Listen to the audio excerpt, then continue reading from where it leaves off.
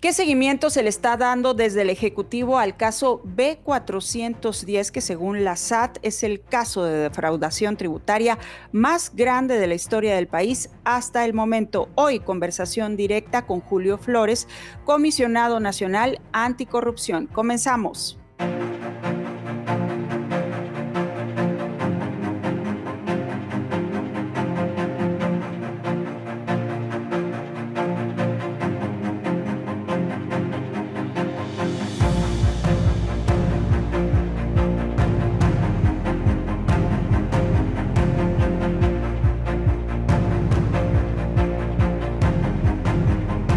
¿Qué tal? ¿Cómo están? Bienvenidos a este espacio de conversaciones directas. Soy Alejandra Álvarez. Hoy nos acompaña Julio Flores.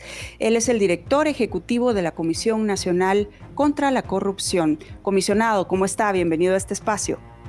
Hola Alejandra, un gusto coincidir y agradecer pues precisamente este espacio para que podamos platicar temas de interés en este esfuerzo que se impulsa desde el Ejecutivo en el combate a la corrupción. Gracias a usted por acompañarnos. Y bien, hoy estamos cumpliendo una semana desde que la Superintendencia de Administración Tributaria dio a conocer el caso B410, identificado como el caso de evasión tributaria más grande de la historia del país hasta el momento. Desde ese entonces, ¿qué seguimientos adicionales ha dado el organismo ejecutivo? Gracias Alejandra. Quisiera hacer solo una breve relación de los hechos previos, solo para puntualizar el abordaje, recordando que tal como lo mencionó el superintendente y como usted muy bien hace referencia, lo que se presenta es un caso de defraudación tributaria.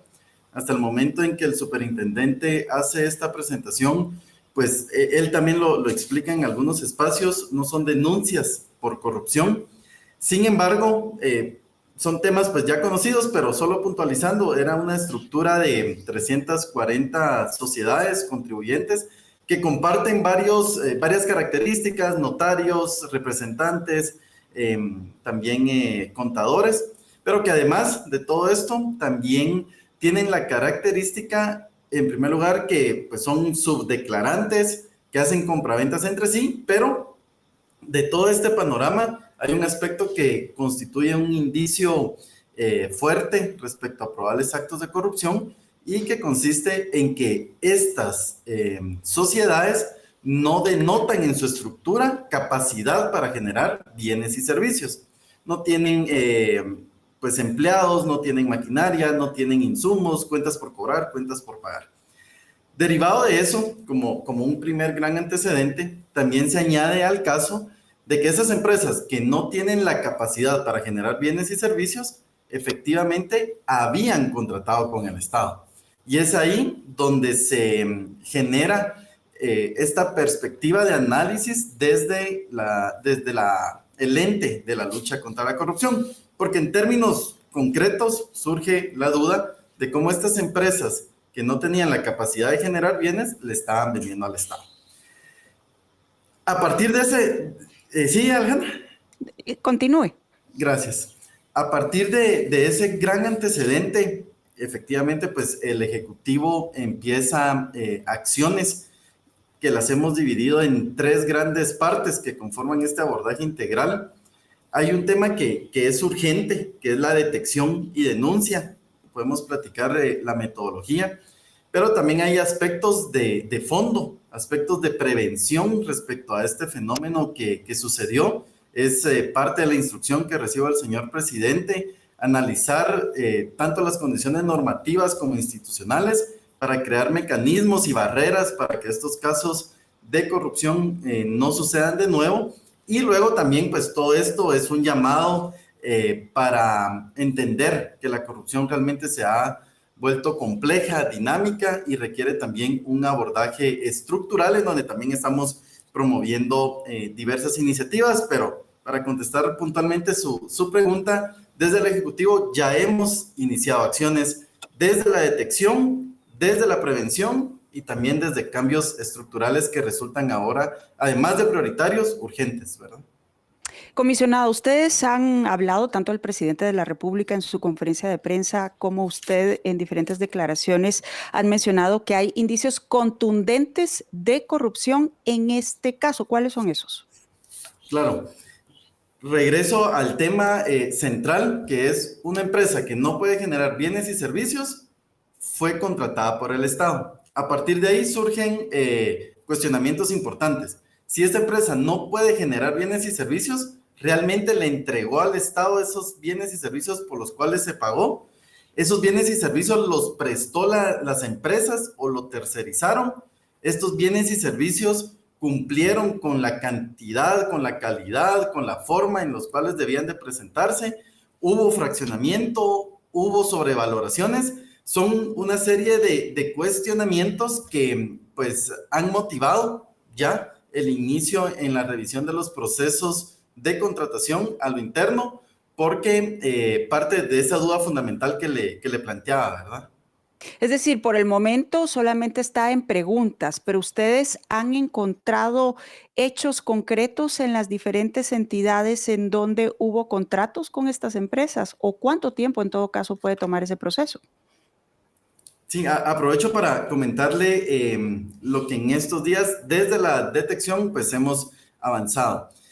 En primer lugar, fue necesario hacer un mapeo de actores institucionales y específicamente del organismo ejecutivo que hayan contratado con estas empresas. Aquí, ¿cuáles fueron pues ese mapeo que se llevó a cabo? Pues que estaba el Ministerio de Gobernación como uno de estas entidades que había contratado, Ministerio de Salud Pública y Asistencia Social, Ministerio de la Defensa, Ministerio de Cultura y Deportes y algunas otras dependencias como CONAP. Ese es paso uno.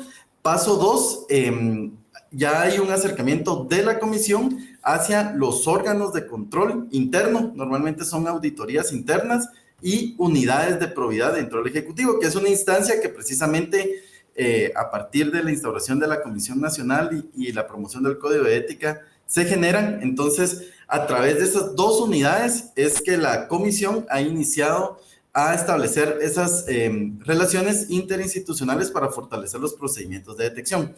Y aquí quisiera detenerme y para aclarar a la distinguida audiencia que la investigación la va a llevar a cabo cada ministerio, cada entidad que ha estado involucrada en esos procesos de contratación. Es decir, la Comisión Nacional no va a desempeñar el papel de ente investigador. Eso en la esfera administrativa le corresponde a cada dependencia a través de estos órganos que le acabo de mencionar, auditorías, órganos de control, unidades de probidad, y a partir de eso, pues se tiene la instrucción de generar revisiones a los procesos, a las adjudicaciones, a la etapa, a una etapa muy concreta, que es la etapa de recepción de los bienes y servicios, y también a la etapa de liquidación. De todo esto, pues habrán hallazgos y habrán consecuencias, y pues la consecuencia natural o la que normalmente se orienta en este caso, pues son denuncias ante Contraloría General de Cuentas, ante Ministerio Público. Sin embargo, no hay que perder de vista que también hay medidas administrativas que desde el Ejecutivo se pueden tomar. Aquí lo vamos a ir platicando, pero hay funcionarios públicos involucrados, no a nivel directivo, sino que, o sea, la dinámica que se advierte es de que a nivel técnico hay estructuras incrustadas que viabilizaban estas contrataciones. Recordemos que son contrataciones de baja cuantía. Esto pues lleva varias implicaciones.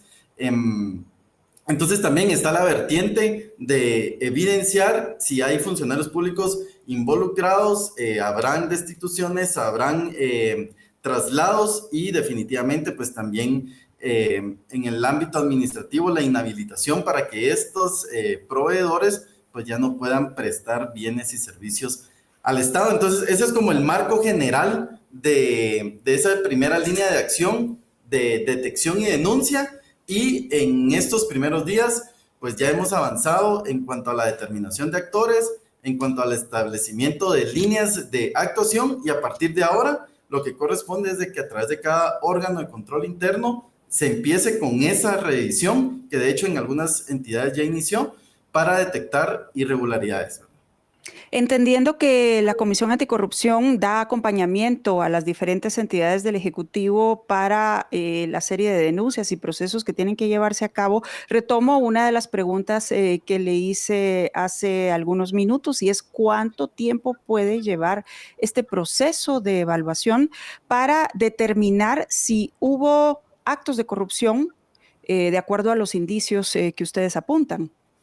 Claro, aquí pues una primera reserva es de que dependerá de los casos en concretos, de las dinámicas establecidas a lo interno de cada institución. Sin embargo, compartirles de que la instrucción que recibimos pues tiene un carácter urgente, es por ello que ya iniciaron y estimamos que 1 o 2 meses deberían de ser los oportunos para empezar a determinar esas consecuencias. Algo muy importante, considero que es necesario identificarlo, es de que las denuncias que se plantean desde el Ejecutivo, ahora hablamos de este caso, pero podemos hacer referencia a más de 130 denuncias por casos de corrupción que se han presentado, conllevan un análisis técnico, un análisis riguroso para que la denuncia que se presente pues esté suficientemente fundamentada y eso empiece a asegurar una adecuada deducción de responsabilidades luego de los procesos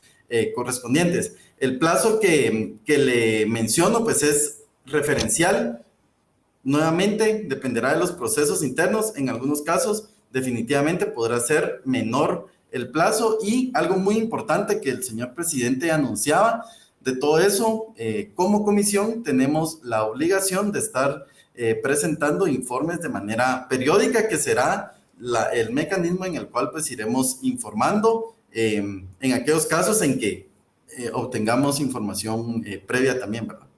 Comisionado, en estos primeros días de análisis, ¿tienen ustedes ya una primera conclusión de cuáles podrían ser los delitos o los principales delitos que se encontrarían en este proceso en las diferentes dependencias y también una aproximación de la cantidad de denuncias que se podrían presentar?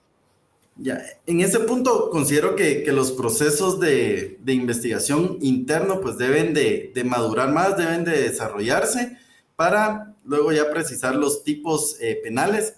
Claramente de la experiencia y del planteamiento de las más de 130 denuncias, habrán algunos patrones que consideramos que se van a replicar a lo interno de estos casos. Sin embargo, quisiera ser bastante prudente en esperar que se agoten las investigaciones para poder empezar a comunicar qué conductas ilícitas se están detectando para pues estar trasladando la información. De igual manera, la cantidad de denuncias pues dependerá de ese proceso que, reitero, será pues informando periódicamente. ¿Cuál es el común denominador que ustedes han observado en este caso? Disculpe, escuché un denominador. ¿Cuál es el común denominador que ustedes han observado en este caso? Ok, claro. Uno de los primeros factores comunes que vemos y que ya hacíamos una pequeña referencia es de que hay una estructura bastante compleja, organizada para no solo defraudar al Estado, sino que con ello realizar actos de corrupción que pues será un punto también toral dentro de esta investigación. Como denominadores comunes que se replican compras de baja cuantía. Ese podría ser un primer patrón que implica la baja cuantía dentro de muchos otros temas. En primer lugar, que no es un proceso competitivo, es decir, ahí se ejecuta o se adquiere el bien o servicio de manera directa. En segundo lugar, no está sujeta esta modalidad a controles que, por ejemplo, una cotización, una licitación, sí. Y luego también que las autoridades que intervienen en la aprobación de estos pagos normalmente pues radican a nivel técnico. Es decir, un ministro no ve temas de baja cuantía, lo comentaba el propio superintendente, el superintendente no ve temas de baja cuantía, que hago referencia a eso porque son aspectos que parecerían aislados, pero que forman parte de ese modo de operación en el cual desde cierto nivel técnico, evadiendo controles, y a través de modalidades que resultan también transaccionalmente rápidas, es decir, los pagos y los procesos son bastante ágiles, es como se había generado esta comercialización a lo interno y donde luego de las investigaciones probablemente pues, se detecten patrones de corrupción específicos. Otra de las dudas que surge, comisionado, es qué va a pasar con estas empresas que prestaban o que están prestando servicios al Estado y que son parte de esta red. ¿Cuál es el proceso a seguir para, en todo caso, deshabilitarlos de la prestación de servicios o hacer lo que procede? Yeah. Un primer punto es que de estas investigaciones, si se advierte la participación de estas sociedades y empresas, pues serán debidamente denunciadas vía penal, como corresponda. Pero además, en el tema de la inhabilitación, estamos aquí en la fase administrativa, compartirles de que la Superintendencia de Administración Tributaria ya inhabilitó los NITs de estas sociedades. ¿Qué implica la inhabilitación ya de manera operativa? Es que las empresas ya no pueden facturar y en consecuencia ya no pueden recibir pagos en general y en este caso pues de parte del Estado. Entonces, en cuanto a la inhabilitación, esa es una de las vías que ya se ha realizado. Y luego pues está también la inhabilitación como proveedores del Estado en el REGAE, que conlleva pues un procedimiento que también compartirles. El Ministerio de Finanzas Públicas y Superintendencia de Administración Tributaria pues ya están en el proceso para la inhabilitación. Es una de las causales, el tema de incumplimientos tributarios, y de esa manera se tendrán por inhabilitadas desde el ámbito de superintendencia y desde el ámbito de proveedores del Estado. Entonces, es parte de esas medidas que platicaba el presidente, de tomarlas para que estos actos no vuelvan a suceder, que se acompañan con una serie de acciones también preventivas que podemos platicar, Alejandro. En ese sentido, comisionado, otra de las dudas que ha surgido a partir de publicaciones de prensa es quiénes están involucrados en este caso o quiénes han estado involucrados de la administración anterior. Se menciona al presidente Alejandro Yamatei, se menciona a Miguel Martínez. ¿Ustedes tienen idea desde el Ejecutivo cuál es el alcance de este caso? Claro, comentarles realmente en el proceso que estamos de detección y denuncia, actualmente no se tiene información al respecto. Sí está muy claro que el objeto de llevar esta indagación es determinar quiénes son los responsables y algo que también hemos comentado en diversos espacios, tener la plena certeza que el Ejecutivo va a denunciar a quien esté involucrado. El presidente fue muy enfático en ese tema y luego, a partir de esa presentación de las denuncias, pues corresponderá al Ministerio Público, quien, además de tener las facultades legales, pues también tiene el monopolio para la persecución penal, a quien corresponderá determinar esas responsabilidades individuales que deriven de las investigaciones que ha hecho Superintendencia de Administración Tributaria, está haciendo el organismo ejecutivo y que por supuesto también puede emprender el propio Ministerio Público.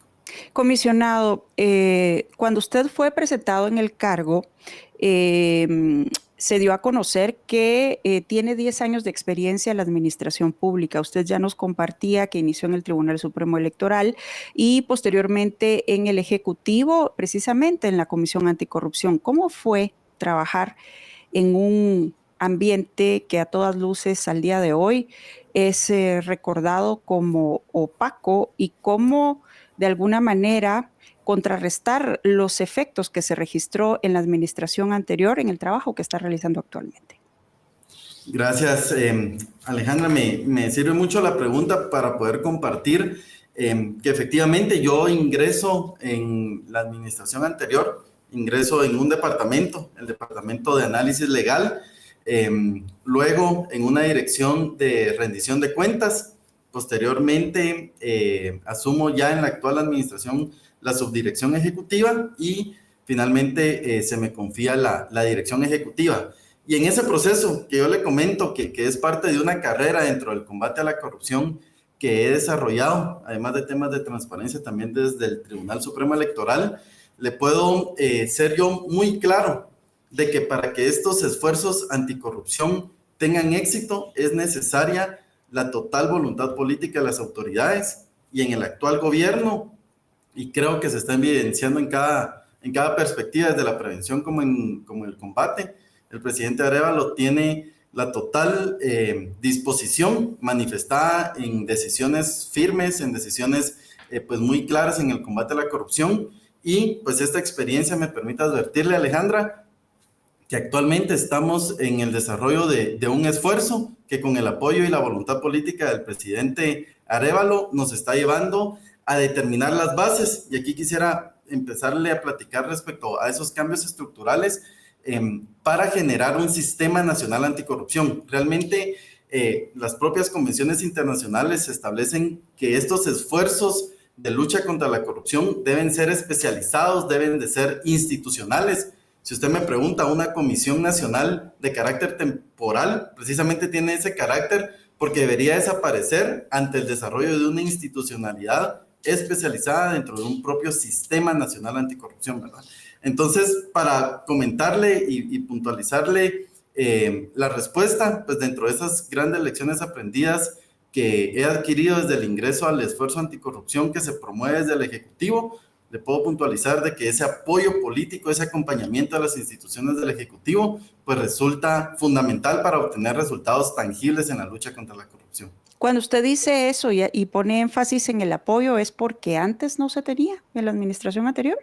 Lo que se advierte y se ha advertido, y creo que no hay ninguna duda al respecto, es de que las instituciones no funcionaban, Alejandra. Yo le puedo compartir de las 130 denuncias que se han presentado, que el modo de operación, que ha sido la principal nota que nosotros hemos trasladado, resultan no ser casos extraordinarios o casos aislados, sino lo que han demostrado es de que era el funcionamiento normal de una administración, realizarlos bajo parámetros de corrupción. Entonces, también agregar acá que cuando hablamos de corrupción, como en este caso, hablamos de desvío de dinero, hablamos de desfalco al Estado, pero uno de los principales efectos de la corrupción y que se busca precisamente es el debilitamiento institucional. O sea, no es casualidad que en un ambiente de corrupción los controles no funcionen, las instituciones no funcionen, ¿verdad? Entonces, yo en eso le puedo ser muy claro y los datos y las denuncias y los hechos pues están suficientemente acreditados, ¿verdad? Lo que entiendo de lo que me está diciendo, y por favor agrega más información si hace falta, es que entonces, siendo la Comisión Anticorrupción una entidad de acompañamiento a las diferentes instancias del Ejecutivo, en la administración anterior pudo haberse registrado bloqueos para tener acceso a información que diera lugar a denuncias de corrupción. Yo la verdad no tengo pues la certeza de hablar de bloqueos. Lo que sí le puedo yo comentar es de que el apoyo político, esa voluntad política que ahora es tan evidente en el gobierno del presidente Arévalo y la vicepresidenta Herrera, no se puede advertir en cuanto al gobierno anterior, no solo por los grandes casos de corrupción que se están advirtiendo, sino por también la falta de generación de estrategias anticorrupción, de políticas de prevención, de una agenda legislativa robusta como es la que se está promoviendo dentro del actual gobierno, ¿verdad? En ese sentido, uno de los pilares o compromisos de campaña del presidente Bernardo Arévalo es precisamente la lucha contra la corrupción. Usted decía, van 131 denuncias presentadas. ¿Cuántas más tienen sobre la mesa para presentar en los siguientes días? Claro, 131 denuncias. Aquí, pues, permitirme el espacio para socializar un esfuerzo que se ha estado reiterando. Desde la comisión se ha desarrollado un tablero de los expedientes de la corrupción. La invitación a que lo visiten. Aquí ustedes encontrarán el detalle de las más de 130 denuncias con el estado actual. Hay casos especialmente relevantes que tienen un apartado específico en donde se computan cada una de las fases, se describe el patrón de corrupción. Y dentro de esta metodología hay una actualización normalmente mensual, salvo pues que hayan casos de especial relevancia, y justo estamos por terminar el mes y se actualizarán. Les adelanto, se ha registrado la presentación de más denuncias de casos de corrupción, y ahí ustedes podrán evidenciar no solo el número, sino el detalle de cada una de ellas. Y también, pues no puedo adelantar mayor información, pero en las próximas semanas, como ha sido la dinámica, se presentarán también de manera pública algunos de los casos de corrupción que se han ido detectando respecto al funcionamiento de la administración pública. Entiendo que no pueda adelantar detalles del resto de denuncias pendientes a presentar, pero en todo caso, de acuerdo a los análisis que ustedes han registrado, ¿en dónde han encontrado más corrupción? Los patrones más frecuentes se han establecido en el área de infraestructura. Esto pues lo que hace es confirmar un tema que hasta resulta pues en literatura el denominado flujo de efectivo de la corrupción. Normalmente es la cartera de comunicaciones la que sirve para alimentar pues estos patrones de corrupción. Entonces ese es un tema muy claro. El Ministerio de Salud Pública y Asistencia Social podría yo identificar como otro de los aspectos a tener en cuenta. Hay casos representativos que incluso involucran a ambos. Uno de ellos fue el caso del hospital de San Pedro Necta, en donde es un tema de infraestructura que llevaba más de 14 años. Es un tema de corrupción porque se pagó más del 90%, cuando en realidad solo habían avanzado el 38%. Entonces aquí pues yo le empiezo a platicar de un tema de infraestructura, pero como toda la corrupción impacta directamente en las condiciones de vida de las personas, y en este caso, y se presentaron imágenes y estarán disponibles en redes, cómo eso impacta en el servicio de salud de esta población, y nos comentaban no solo ese municipio, sino de 16 municipios aledaños y 72 comunidades. Lo menciono porque si bien hablamos de un caso de corrupción de obras de infraestructura, repercute en aspectos propios de salud, como en este caso, educación será en algunos otros casos.